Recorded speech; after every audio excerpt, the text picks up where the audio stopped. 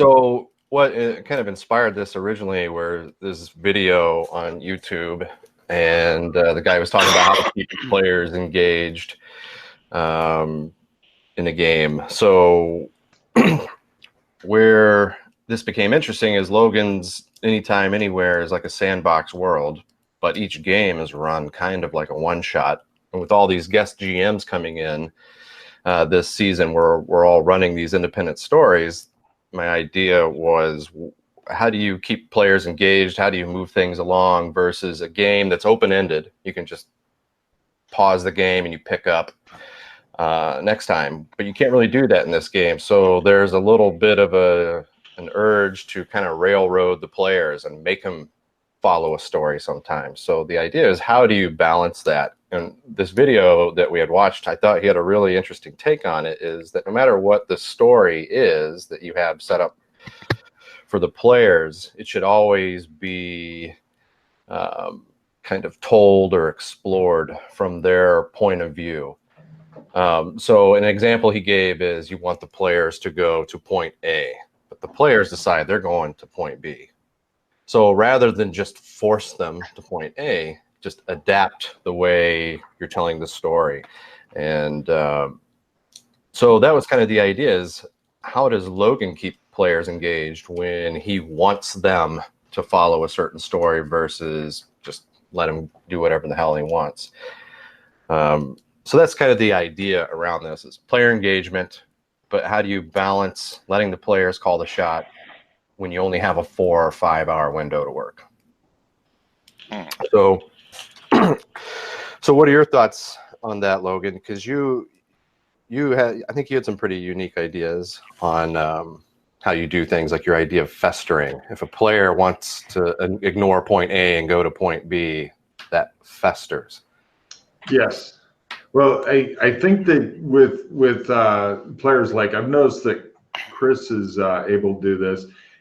He kind of does, Chris does it, and good players do it, kind of probing. He probes a bit to see, is this something Logan really has prepared? Or is this just like background shit? Because Chris knows that if it's background shit and he goes, we're going over there, it's gonna be like, yeah, there's shit over there. And, you know, it's not gonna be really useful for him. So I think that first off, I do rely on good players being able to figure out where is the adventure. You know, what they may not want to go for it right away, but they should at least have their finger on the pulse of what is the adventure. And probe around to figure out, you know, is it worth going to check this out? You know, but I think that the people who've gamed with me for a while, they have figured out kind of how I GM, so they can kind of pick that up. But if I have something and the players don't want to do it, then eventually shit gets worse. And that's the festering thing. It's like, well, you know, if they checked it out, then, you know, simple, put a cap in this guy's ass and everything stops. But now, since they didn't, he has other people he's starting to recruit, and, you know, other people are going missing, or it just continues to build up. Yeah, I think that was one of my biggest takeaways from you when we spoke last time. So what I've been wondering is, how do you address that if you know you're in a one-shot? Somebody is going to ignore something. What are some examples, or an example of something you might do to kind of redirect the players to get them back on track? Because, you know, if something festers, you know, they might not ever find out. You know what I mean? Or do you hit the fast forward button? You know, it's, I think maybe that's possible. Actually, let's let somebody else answer it first, and let me ponder that a bit. Sure. So, although it's, so I've GM'd a little bit, and what I would usually do is I would drop like little hints about, or like, as you're like investigating this, you think about this other piece of information, or like I give like little hints of like the real adventure, or if it's something that might be in the media that they would see, like they're doing research and like, oh, well, you see a pop-up of this and they're talking about this. Not exactly like, oh, like so a good example of that is like in Cyberpunk time, like, so like someone got kidnapped and it was a famous person, say, well then you like maybe a pop-up of like one of their like albums comes up, like, oh hey, like this person still exists, do you remember? And then continuing on. But not exactly like, oh hey, you need to go, like, or getting a phone call from your fixer, hey, did you get that person yet? Or nothing too nuts, just enough to, because sometimes when you try to direct them, like you really want them to go over there and you're like slapping them that way, they'll just be like, no, I fucking like this over here even more now. Like, okay, dick. Go sit in the alley then and do whatever the fuck you want to do, and that's what we'll do for 5 hours if you really want to. Yeah. But and I imagine you, especially this type of game where you got 20 players that you're drawing upon every time, occasionally you're going to run into something like that. oh, I'm sure. Like I've played with some of the other guys, and they absolutely, like, I knew where the adventure was. I'm like, we really should go over here, and they're like, no, Yeah. and they just like want to go. Okay. Yeah. Spices. Oh my god. Could you give them the quick summary on the spices, Chris? Well, like, we had so much big stuff going on, and like I was playing with a couple people that like were definitely, they weren't like on the ball and like ready to do the bigger stuff. But I figured it's always better to get your feet wet in it a little bit, at least around the edges. Get into it. Like we have shit we need to do because it's like game altering. We need to go do it. Whether it's you're high powered, low powered, wherever you're at, it needs to get done. And they just were like, well, we don't have enough money to continue, blah blah blah. And they were insistent on like going and like getting spices from like one of the shadows and bringing it to the other one, and I'm just like really? Like the place is gonna fucking collapse soon, and you guys are talking about selling salt and pepper to some assholes in another shadow. Yay. I was like, if you want money that bad, like, who like cares? They're shadows, or it's not real. Like, we'll just go fucking blow up a bank. I don't give a fuck. Let's get the fuck out and go over. No, it was all about the spices. I'm like, fine, that's like whatever. When you got two other people that really want to do something, you just kind of got to let them do it after a while. And as much, and I'd be like, well, now can we go? They're like, oh, but But how did I handle the spices thing? What did I do as a GM? Well, you started like basically saying like, oh, well, like the spices got like harder to get and harder and harder. And like, so now like getting like all these spices is near impossible, and they're still wanting to do it. I'm like, that's almost as hard as what we're doing over here that matters. Like, come on, guys. It was ridiculous. The spices thing became this whole recurring motif. There was at least 7 or 8 games based on the spices. Oh, my God. I've heard a lot of reference to it, but I don't really know much about it. And it was also, it would also, because we needed money to upkeep all of our different bases and shit. I'm just like, it's not all that important, guys. There's other more important things to do. We can figure it out. And to them, it was the most important shit ever. So I was like, all right, okay. So what about you, Ralph? Do you have any ideas as far as when players are totally losing the plot or dismissing it? And I think the idea that Logan had, that he's got a lot of experienced players, so a lot of times they know the cues to look for. And I know you've got a lot of experience like running your kids on games and stuff like that. Right. So you almost need to treat players like kids, right? Neighbors. So for the last 5 years, I've had nothing but inexperienced players. Familiar with like all. They didn't become more experienced after 5 years.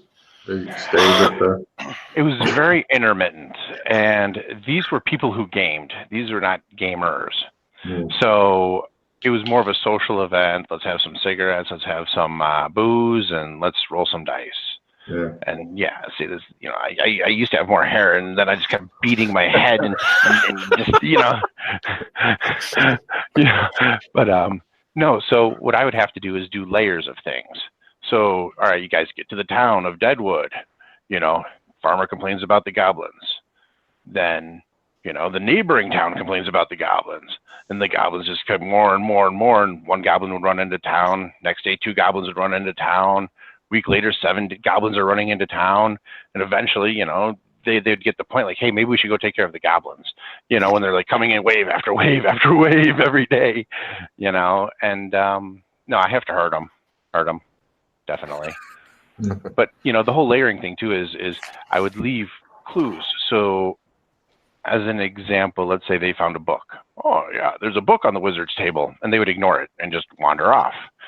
And then they're like, you know, they might be on another mission. I'm like, yeah, you see that same symbol, but you don't know where you know it from. You know, everybody would fail their dice rolls. So they still have no clue that the symbol on the wizard's book was the same one as what they're looking at.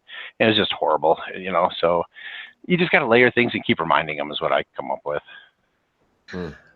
To get back to answering your initial question, now that I've had some time to think, Jay, I think that how I do it is different than how I would do it if I was a guest GM.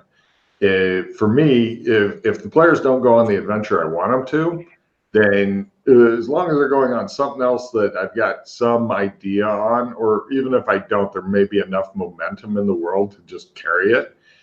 But if I was like a guest GM, I would start them off in the middle of the adventure I had prepped, you know, in media res. So it's like, I might even start them off in like a briefing room. It's like, all right, so you guys, we're really happy that you've taken this contract. The player's like, I wonder where the fuck I am. What am I wearing? This is interesting. And yeah, and the guy continues briefing them in the background. They're like, do we know this guy? I don't know. He seems to know us, you know, and just continue on.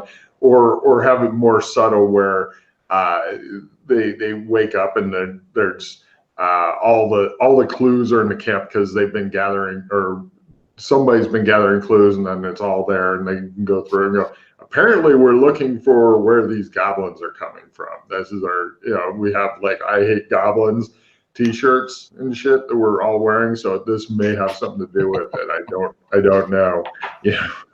Make it painfully obvious. Yeah, because if you're a guest GM, you've got 5 hours, and you may only GM once in 3 months, so you don't have a lot of time to hope that the players go after your adventure. Yeah, right. Yeah, I think that was one of the things I had heard too, is start out in the action somehow, like in a briefing, in combat, you know, in a situation where they have to escape or something. You know, they don't have time to start comparing notes or ask who they are, where they're from. You know, they're just, because that's one thing you run the risk of, especially the way you run your game, is people generally wake up in the room, or they have a general sense of their buddy being nearby, and there's so much potential just to spend an hour or two figuring out who these people are, briefing each other. In fact, you had told me one time there was a game where they probably spent 4 hours just briefing each other. You didn't even need to be there. And they were just having a good time. So, I mean, you could totally run that risk where you kind of do need to railroad them sometimes, or just put them in a situation where they don't have a choice but to react. Well, for people that are running pretty much just a one shot, I mean, if somebody was GMing like twice a month for 3 months, then you've got a lot more time to do stuff and make your own little realm and stuff like that, so the PCs have more free reign. Yeah. Well, I think this game seems to be a good blend of both, where you can run your one shot, and if you have a good time, people like it, you can always make a sequel. Yeah. Hopefully it'll do better than Hollywood sequels too. If I could chime in here for a second. So what I was planning for my one shot is, yes, it's a one shot. I think everybody as a player is good enough to know that it's treated like a one shot. You're going to follow the adventure path. Whatever that first hook is, you're going to go with. And like you said, Logan, it doesn't matter who's playing with you. They're going to be experienced players. You don't have any, you know, besides myself that I know of, you don't have any brand new players starting up this season, but they're all seasoned gamers as of right now. I mean, unless they're going to join in the next month and get going. But with that being said, though, I'm still including foreshadowing for a continuation. So, you know what? Any notes you take or any handouts you might get, which we don't really do anymore, there's going to be some relevance to the sequel. You know what I'm saying? And so I think it's important, treat it, yes, it's a one shot. If the players are having so much fun on the opening scene and we spend 5 hours on the opening scene and everybody's having a great time, successful one shot. You know? I agree, although we do have notes and stuff. There are plenty of notes and things that go out to the players in my game. Whether they keep them or whatever, I don't care. That's up to them. Yeah. I'll have to figure that out for the Roll20 side of things, though. But yeah. Well, even just the the use of the in-game board, you know, with a pool of 20 players that might not ever actually interact face to face, I think is a pretty neat layer to the game, where notes and things like that, and then the use of the wiki, if people want to use that, there's like actual information on there that could be useful to a player. I think that's kind of an interesting layer to the game. So I had asked you before also about timing. Do you guys ever use any kind of timing in your games? If you're kind of storyboarding out what the game's going to look like, these are the potential scenes I might have. There's going to be 4 or 5 encounters in my one shot. Do you try to come up with an approximate time? Because I know you said, Ralph, for example, they might spend 4 hours in your opening scene, but do you ever say, well, I think the PCs will probably spend 30 minutes here, 30 minutes here, 2 hours here, and so on? And do you ever think about it that way? No. I will come up with, let's just say, one scene an hour, because there's a lot of in between. There's a lot of thinking, talking amongst the players, things like that. So I'm going to have basically 5 to 10 scenes ready to go for the one shot, but it's created in such a way that I could omit any one of those scenes and not injure the story. Sure. That makes sense. So what about you, Logan? How do you feel like if one scene that you had put a lot of thought into is going to be ignored, do you take elements of that and just insert it to another scene on the fly? I might save up the scene for when another group goes back after it. That's because, like, for example, there was the ice tower that I know Chris loves so much. He just wanted to grab the ice tower like Donald Trump does to any flag or pussy he can find. And I mean, it wasn't that bad. you were not well pleased with it as it was going, although you did get a good game of golf in on it. But that was kind of a I built it up and had some stuff happening with it, and if one group didn't go to it, eventually another group will go to it, and if they didn't go to it, somebody else would, and if they didn't go to it, shit might eventually start happening with it, you know, on its own. I think when you're putting in a lot of GMing hours, you've got a lot more leeway for things like that. So Logan, how much of your game do you feel is kind of player-driven story versus stuff that you are preparing, kind of just one-shot modules, or do you find that a lot of your content that you're creating is a reaction to the players' decisions? That's a good question. I'd like to have Chris answer that. I would say it's more Logan's creations. Like there's been a couple things that and then whatever the players get into, he'll usually expand upon.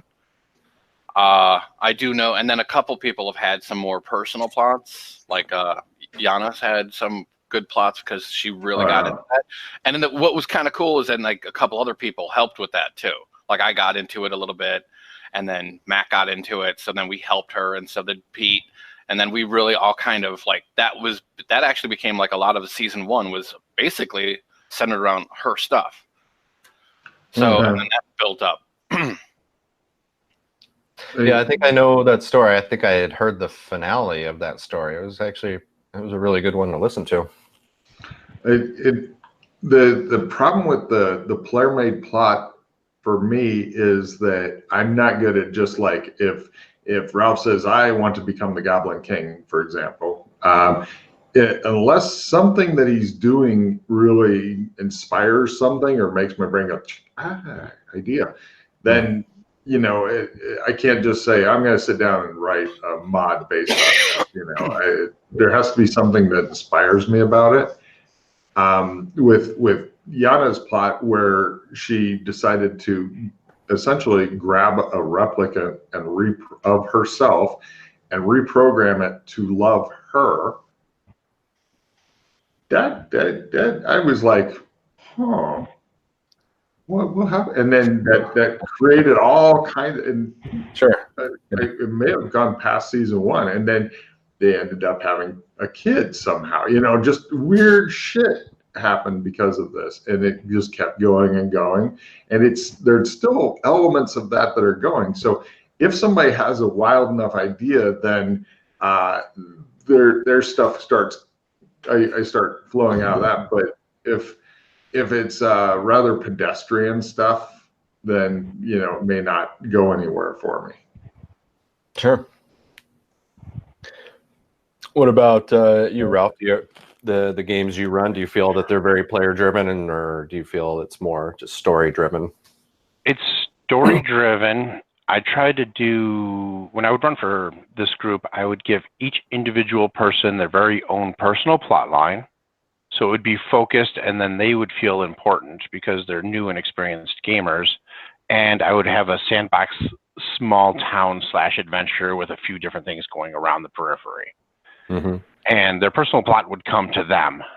And so I would try to touch each one of them like one a season. So, or not one a season, one a week. So like Jason, this time somehow your personal plot might get tied in. Next week it might be Logan's, the following week, because we played once a week. Next week would be Chris's. And so then you knew, hey, my turn's coming up and something's going to be happening. Yeah, that's interesting. So you're setting the expectation that something's going to kind of be tailored to their character a little bit. Absolutely, whether it's like a family quest line or birthright or just anything, yeah. If somebody's like, I really want to get that magic bow of, awesomeness, well then, I'll tailor that storyline for them, Right. What about you, Chris? Do you feel like you just try to run it more like a story, a module, or base it off your players? It's really, to me, whenever I was running, it was about it really depended what the players did. Otherwise, I would have my mods ready, and I didn't want to invest too much unless they wanted to. The more they invested, the more I would invest. And if they didn't, if they just wanted to continue just doing these adventures and that's really all they cared about, well, then that's all I would do, because it's kind of like, if they got really into something, and then maybe I would probe a little bit into that. And if they were still into that, even if it seemed mundane, then I would try to expand upon it. Yeah. Chris, see if you can keep from bouncing your camera. I'm getting seasick. I've asked you. That's not his camera. Oh. I do have a question for Chris, though, kind of related to this. This is pertaining to Logan's World. So as you've gotten to play for several seasons and multiple players coming through the door, how does it flow with different, I understand there's different calibers of players, but also different calibers of characters. So let's say, Chris is on his storyline and, he's at the pinnacle of the group. How does it flow when you have a couple newer players or an intermediate character with you? Does it keep flowing all right, or do you have any hiccups? Oh, there's definitely the whole the spice thing is a perfect example of that, where it was getting close to the end of one of the seasons and the shit was hitting the fan, and they just wanted to make money, and to me that was really rough. But we still had fun with it all, and we ended up, and then so I let them have that, and the next time we were all together, I was like, okay, look, we're good now. We need to go do this. And then if they didn't want to, at that point, I would just start bulldogging on my direction. I'd be like, if you want to go do that, I'll see you later. And I would go, and they'd be like, shit. And then they would start following me. So that at least was, it worked out that, nicely in that way. But like, I would just like my character, not Chris, my character would get more and more angry until they kind of noticed and were like, oh, and I was like, And then the really dangerous sociopath that's with us seems angry for some reason. I wonder why. Like I actually would start acting a little bit more reckless and more reckless until we were doing the things that we needed to do. So that was like my way of like getting them, and they started seeing it, and which was good. And then they were like, oh, and then they saw what I was wanting to do, and they were like, oh, and I was like, yeah. Oh. That does bring it. That does segue nicely into a question that I came up with when Ralph asked his, and at least two of you guys can answer this, because the style of campaign I've got now, where it's essentially 20-some people and we're pulling 3 at a time. It's a different kind of campaign than most people are used to. So in this kind of campaign, I'll first address it to Chris and then Jay, and then if Ralph wants to chime in, this kind of campaign, what makes a good player? Yeah, the first thing that comes to mind is just adaptability. I mean, you have to be willing to go with it, just because the story could potentially go in any direction. There's kind of you need to have a good sense of humor, I think. The player, the character. Definitely the players. I think the question is what makes a good player, right? Not yeah, I think you got to have a sense of humor and the ability to adapt, because if you're not ready for Logan's Kentucky Fried Brain, you're not going to understand what's going on. Gemini, so anything could happen. Yes, exactly. You never know when Big Jim Slade's going to crash through a wall, or you might be flipping channels through interdimensional cable. I mean, it's just that crazy. So those are the first things that come to my mind. I would say that being open-minded about what's going to happen, which is kind of like the adaptability, kind of letting go of any other role-playing trope that you like, oh, I play D&C, so this is what you do. No. Like, and we've actually gone out of our way to break that of a lot of people as well, because they've come in with it thinking like, oh, this is a dungeon crawl, or oh, we're just going to go kill the bat. No. Yeah. There's much more to it. But this definitely gets people, this campaign and the way that Logan runs definitely makes for better players. It gets weeded out really quick. They either stick around and learn how to be adaptable. They stick around and learn that there's more to gaming than just, picking up your +5, going into a dungeon and killing a bunch of goblins. Yeah, it's not there's a lot of role-playing games are really just kind of turn-based strategy combat games. And this is definitely much different. No. So I think a lot of people come into that's their background or their experience or approach to gaming. So I think if they're open-minded, willing to try something new, that's going to be big. Ralph, you got something on this? I mean, I know it's been a while since we've gotten a game together. Sure. No, I'm sure we'll just fall right back into it. But that's why, no, I'm excited about this, because I have not been challenged at my level of a player, with my current pool.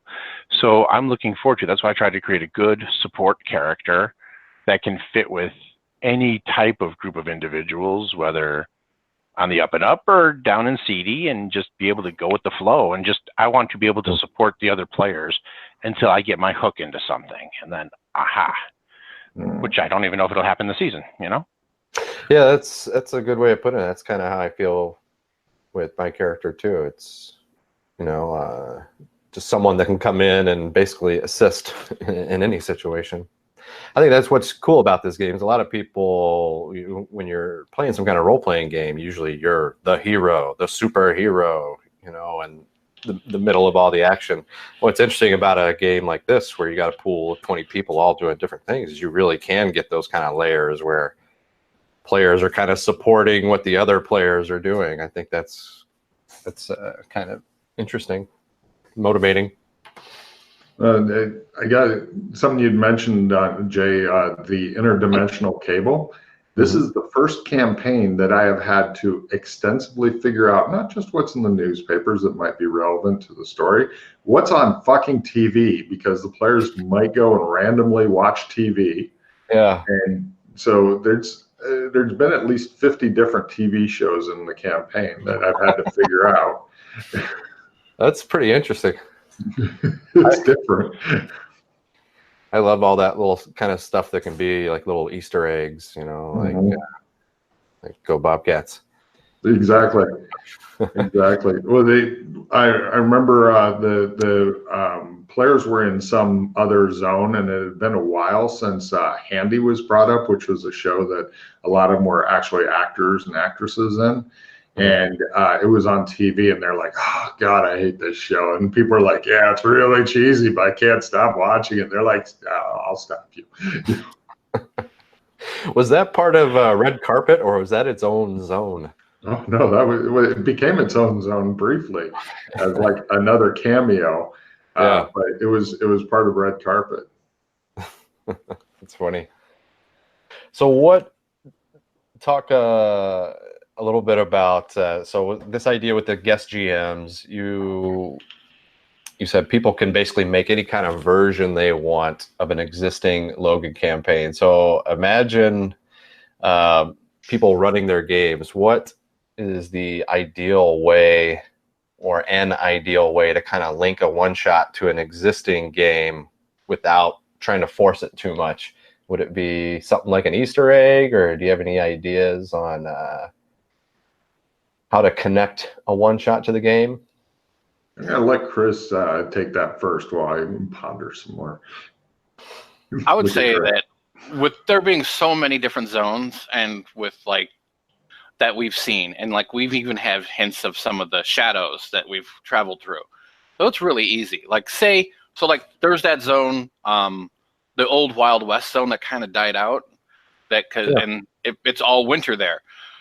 I could easily see going there, because the players do go there a lot. So you could easily go there, and like something weird could be in the distance or something. And then all of a sudden you're in like the Arctic Russia and paranoia again, and everybody now has mustaches. That was awesome.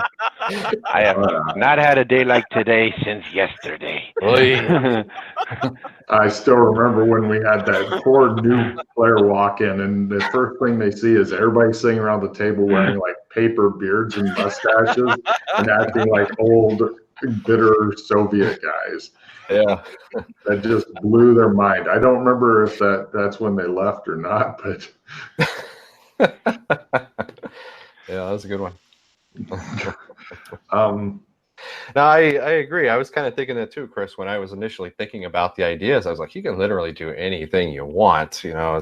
And I think Logan made a comment about even if you want to base it like a mirror image of one of my zones, it can just be a different shadow or version of that zone, you know, different timeline. So I think that's one of the cool things about the game is there's a lot of creativity. You can really do whatever you want. I mean, you got a zone full of Smurfs, for Christ's sakes. Mm-hmm. Fucking horny. Smurf, but, you know. The funny thing is the players all hate that zone with all the Smurfs, and they've been there at least a half a dozen times. They just keep going. It's like, we have to go there. And the other players are like, no, we don't. Well, there's a major thing there. Like I got dragged through it on my first game, actually.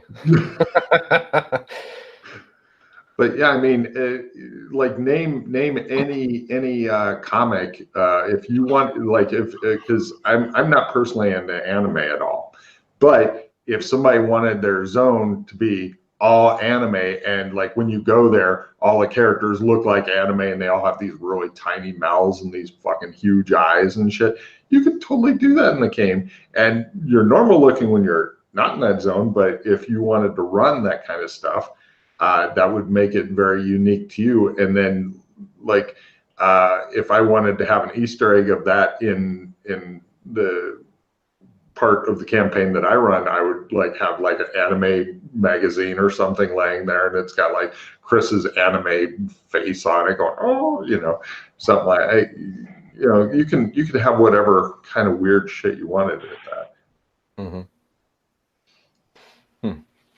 So we got probably about 10 minutes left before I got to jump off. Any other questions or anything you guys had that you wanted to bring up, or any topics you wanted to discuss? I've got one.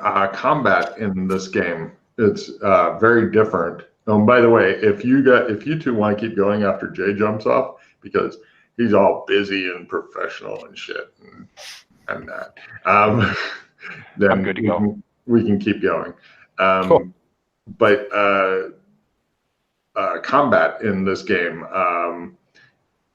because I know I feel bad that Ralph hasn't gotten the game a bunch in this, because they have more input. Although he's seen the way I do combat. But Chris, could you give a rundown of how the combat in this game is different than the combat that, like Jay said, is normally like turn-based and Well, a lot of the combat in like D&D and everything, because not that I've played a whole ton of D&D, but like just recently I have played some, and it's just so mechanical. Like everybody metagames everything. It's where it's not like, I don't know, maybe that's also the player's thing there too. I don't know, like, because like when someone's casting a fireball in D&D, and like anybody could at any time just be like, I do this, and it's like, so that just makes everything different right away. But like in D&D, like, this guy's gonna cast fireball. Oh, and this guy's actually casting this spell, so I'm gonna do this, or I'm gonna stay back over here, and it becomes and that's why it takes so much longer to do combat in those kind of systems. Where with this one, you kind of have to have fast thinking, and then you always time it down. If we're taking too long, you're like, you got 5, 4, 3. What are you doing? Okay, next. Yeah. You stand there looking confused. Next. Yep. Jay, do you have any thoughts on combat?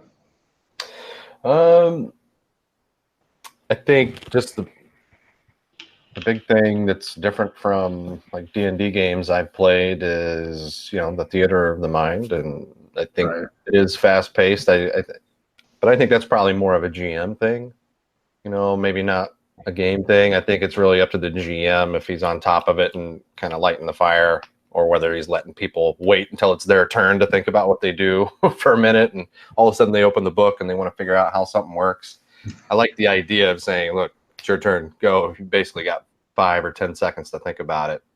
Otherwise I'll take your turn for you, or you just stand there looking confused.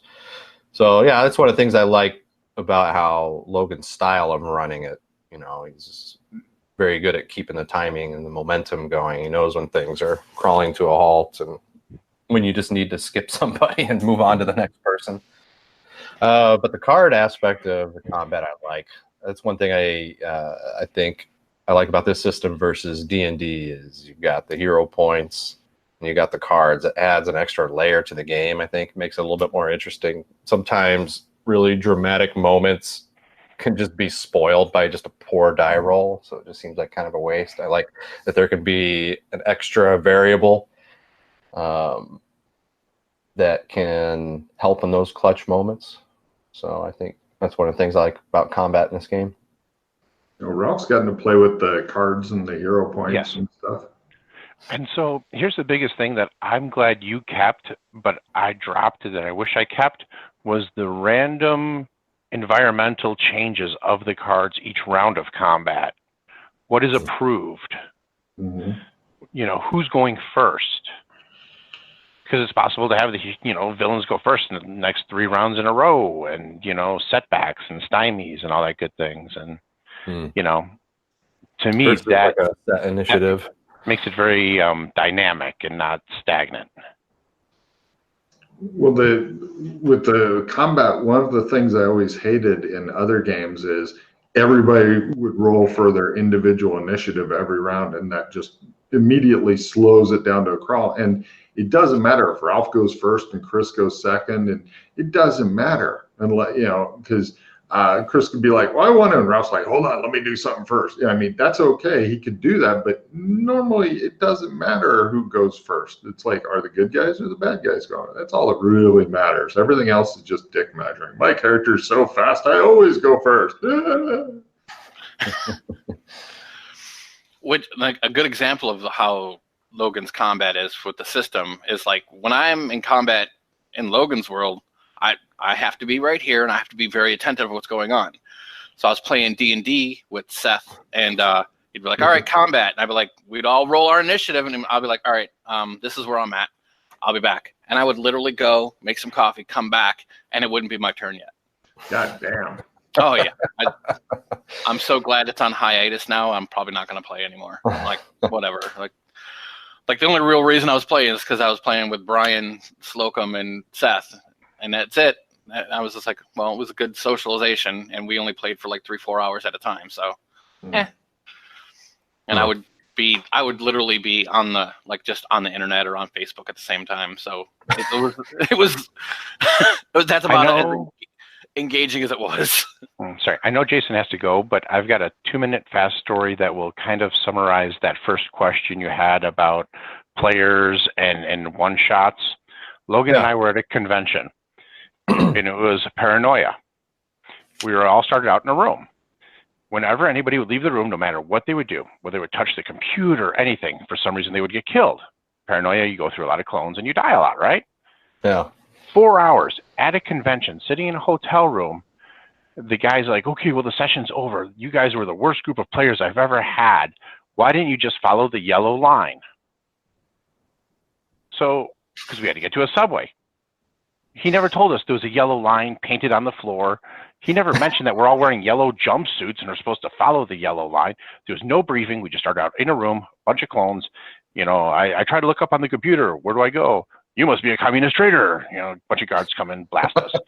And we did that for 4 hours, and we never left the room. We never got anywhere. So in a one shot, you got to be careful, Yeah. It sounds like in a one shot you have to be ready to kind of push the players. It sounds like the failure to I forget the Logan term he used, immediate res.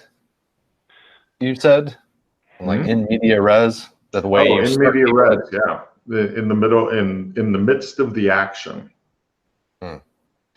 So it sounds like in a situation like that where he was treating it more like an escape room, but didn't want to describe the room. Correct. Correct. He was ready to run a different kind of game, it sounds like. Well, there's a lot of GMs that run a very adversarial game where unless you ask, is there anything on the floor? He's not going to tell you, even if there's a dead body you're tripping over, or there could be like 8 ninjas in the room, but unless you ask, are there any creatures in the room? He's not going to mention the ninjas who are going, oh. Hey, it's like you're suffering from blindness unless you say, well, gosh, is there anything on the walls? Oh, these amazing tapestries and shit.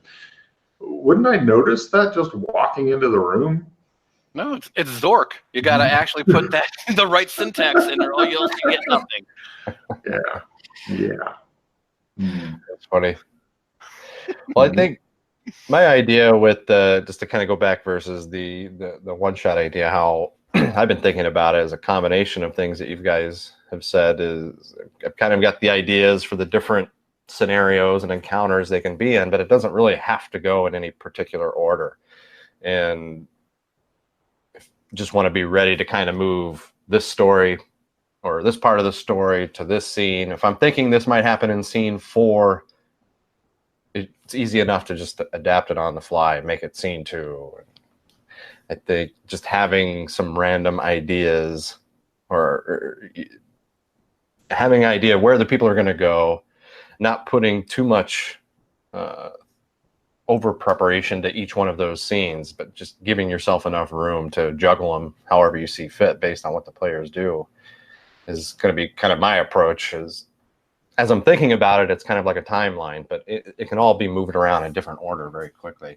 That's actually how I used to GM. Is I used to like make a time, like not a timeline, but like kind of like a bubble map, Logan, and just like this is the different things that can happen. So depending on where they go is what happens. Yeah.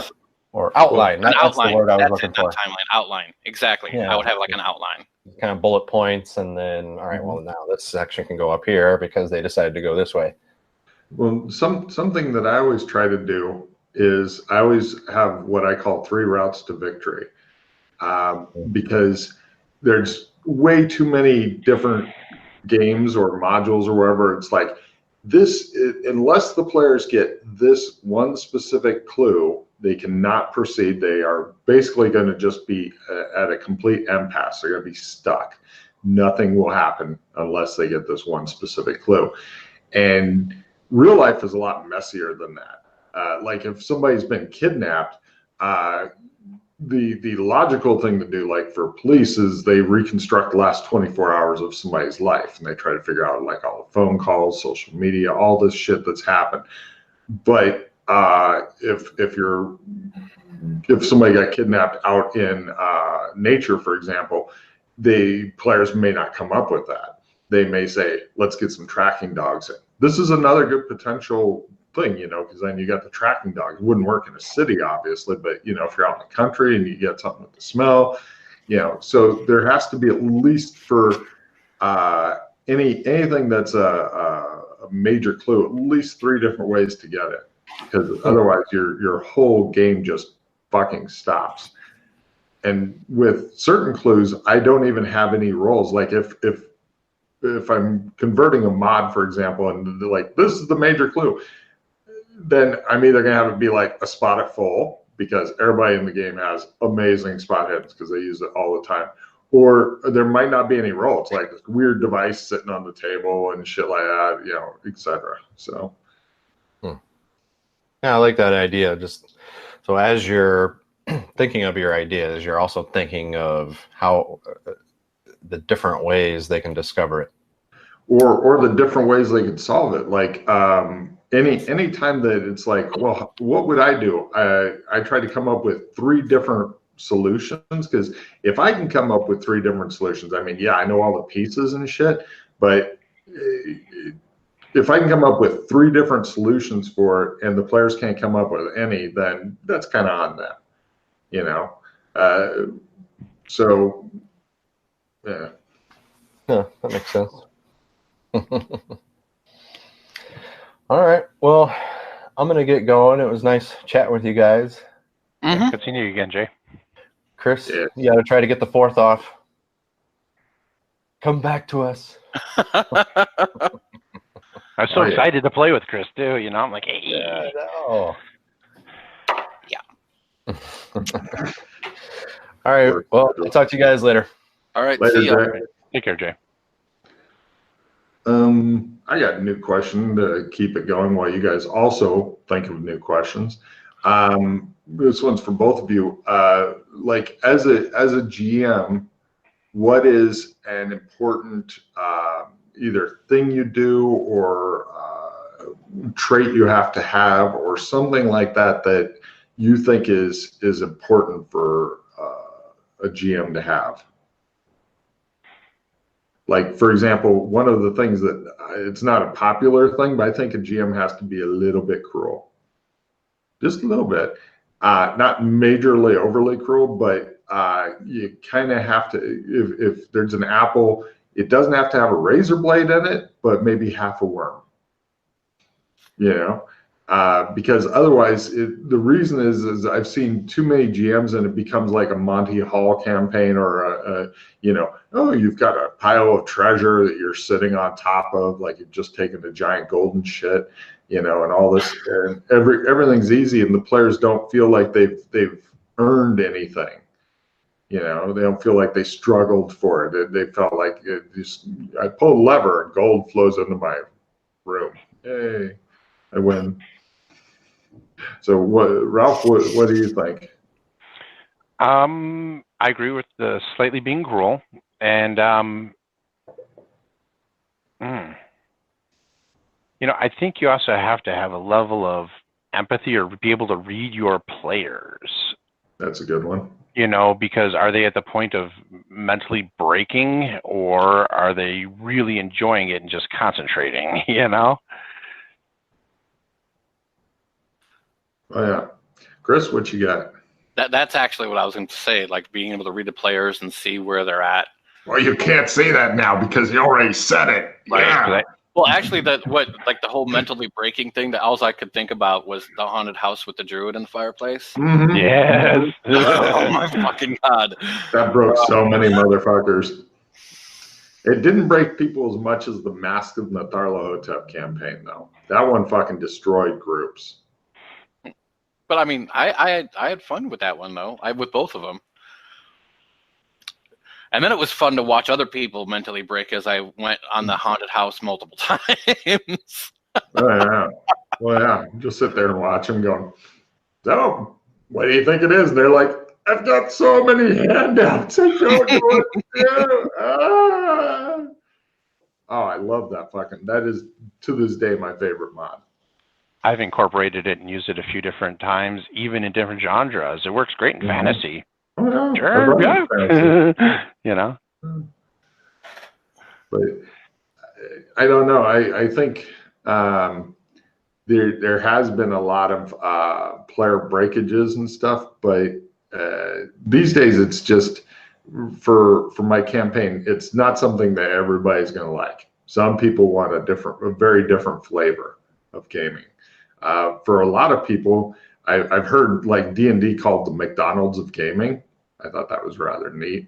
But they want the power trip, and the power trip in this game is a lot smaller. Like, for example, Doc Fulton, powerful dude, but if somebody sat there and shot him a couple times with a pistol, it could fuck him up. It could kill him, you know.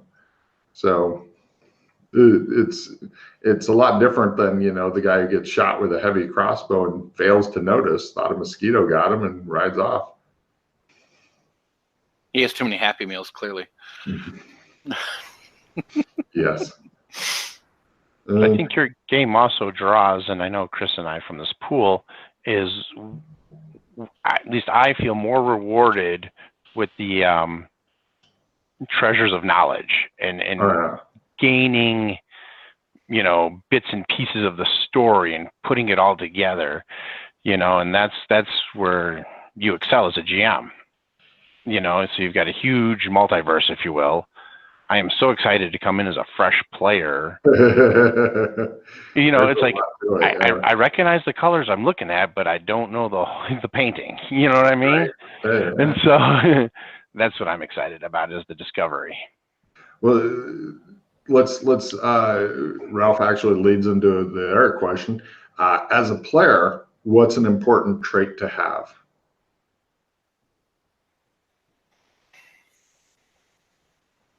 Well, I think that goes back to what Jay had talked about with the whole open-minded and being able to see more than try to look past everything too. It's not like everything's not on the surface, looking like a little bit deeper. Mm. If you don't look deeper, especially in your campaign, like there's sometimes little clues about other things going on, and if they're not looking more than just what's right in front of them, they're going to miss so much. It's ridiculous. Oh, I love it when you're with a newer guy and he's like, oh, this. We go up. Do we go? And you're like, think about what you just said. Try again. And you're like, it's obvious he's the main bad guy. And you're like, Ralph, what do you think for a good attribute for a player to have? Not getting discouraged. Everybody can be useful, you know, and if I was to come into play right now with Doc, and Doc's a well-experienced, you know, character, and I'm inexperienced, you know what? I don't care if I don't have 100s in anything, because you know what? I could roll 1s all day long, and I could outshine Doc Fulton on a bad day. Well, that's true. Well, plus the skill set, like with picking on D&D some more, your like I've seen really lame GMs where like everybody else is 8th level, you're first. Like you're going to stick around to eventually catch up. Like their game is going to run long enough for you to catch up. In my experience, this is a fairy tale. Although there's a lot of people out there, it's like my game's been running for 27 years. Yeah. Not one I've ever played in. But in this game, since it's skill based, like Jason's character came in, and people were like, "So what can you do?" And he's like, bargaining, and I'm the salesman. They're like, "Oh, we've been waiting for a sale." oh, come with me. We have things for you to do because we don't know anything about this stuff. And they just they immediately had like special shit for him to do. So, yeah. Lots of it. Yeah. Well, that's also what's really cool is like anybody can really be anything, and there will be a use for it eventually, or we'll find uses for it. Too many people just want to be like combat guys, and it's like, I always tell people have like a combat skill. Like I can shoot a pistol, I can use a club. I haven't spent many points in it, but if combat breaks out, I'm not just going to be sitting there hiding behind, going, "Sweet, save me!" Carry me. Jeez. At least he was good for something. Well, for people watching, Ralph back in the day had played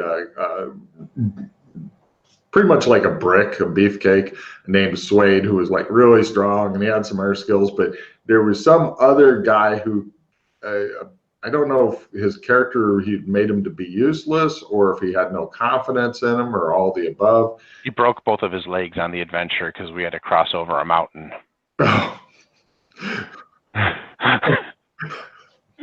First he broke one, and then it was, Suede saved me, and so I was dragging him along, and then eventually he broke his second leg, and then it turned into Suede carrying me.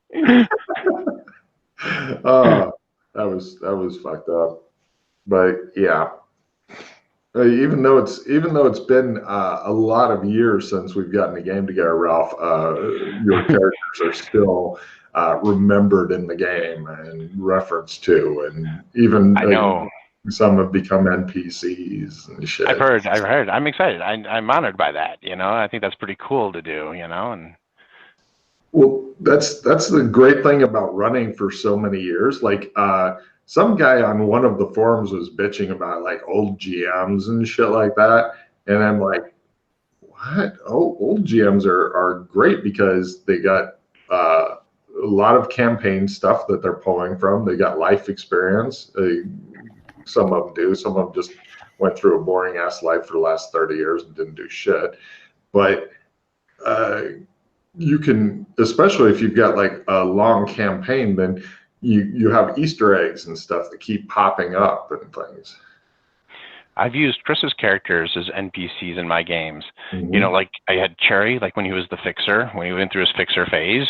I had the Blue Mage, definitely used him. Big tongue, identifying items for money. You know what I mean? It's awesome to have that kind of, that you could pull from. Let's see. Chris, I've actually used Sion and Nero. Right. It was a wild one. I don't know. Do you guys have some more topics and shit? So I've got one here. I kind of addressed Chris's. Now this one's more directed towards Logan. So out of your pool of 20 players, you've got 3 players coming in from, and let's say they play on different days. And now they've all got different ideas on their topics or what they want to try to cover this session. How do you juggle that if they've got 3 different topics, 3 different calibers, and they're not agreeing? You just let them sit there? Yeah. Yeah. I will let them fucking figure it out, because the one directive I always give players is be generous to each other. Kind of like actors and actresses are generous. They don't try to upstage each other and stuff. Right. And the caliber of players that we've got in this game is really very high. We don't have anybody who's a dickhead. We have some people that may wish to do unwise things, especially when Chris is around, and they will suggest courses that cause Chris to face palm, for example, repeatedly. And unfortunately, the people who do that are not really good at reading people. And so when Chris is like, they don't understand that this is, they're not reading the room and going, or we could do this other thing where Chris, we could do that, because he's trying to be nice to them and not just reach through the monitor and kill them.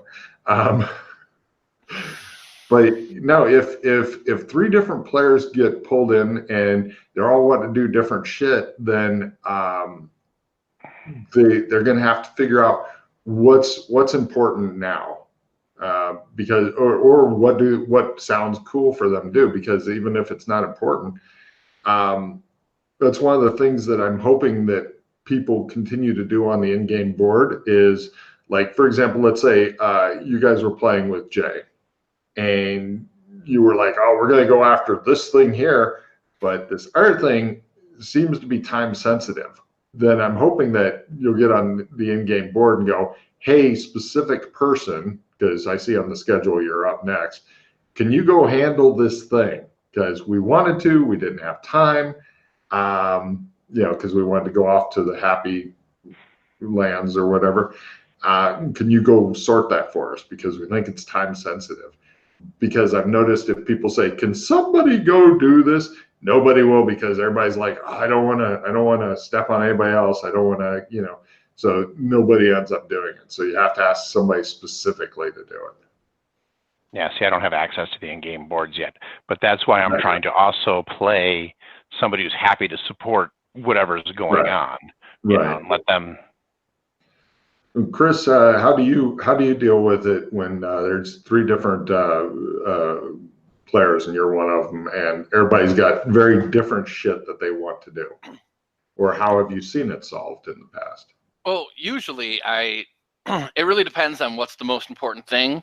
If things can be sacrificed to do other things, like, unfortunately, like John came in and me and Pete hadn't played in a very long time together. And we both had a wealth of new knowledge. Poor John was like banging his face against his table because that was our 4-hour briefing of each other. Like, we just briefed each other for 4 hours on what was going on. And I thought he was going to lose his mind. And then that's why we went off and did whatever he wanted as soon as it was done. Mm-hmm. And he just wanted to go kill some shit or do something fun for him. And I was like, well, all right, we'll go do that. Let's go. We'll get you some shit. And then he was happy. And I was like, okay, good. But like, it all really depends on like things that need to be done, things that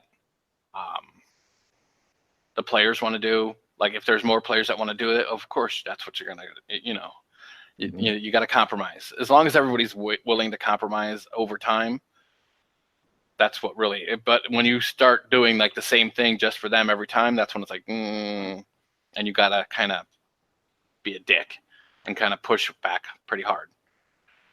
Especially like when it's about the campaign, and that's, we like that. I was talking about like basically forcing them onto the rails and be like, no, we need to go this way. I'm going this way. If you don't want to come, I'll talk to you later. But that was when like we were coming up against like a lot of the like the mid-season like big plot lines that needed to happen. Yeah. Do you have an answer on that also, Ralph, or? What was the pure question there? Because I was kind of listening and I was thinking of question? Which one was it? What did I even ask? My brain was already going on to the next one.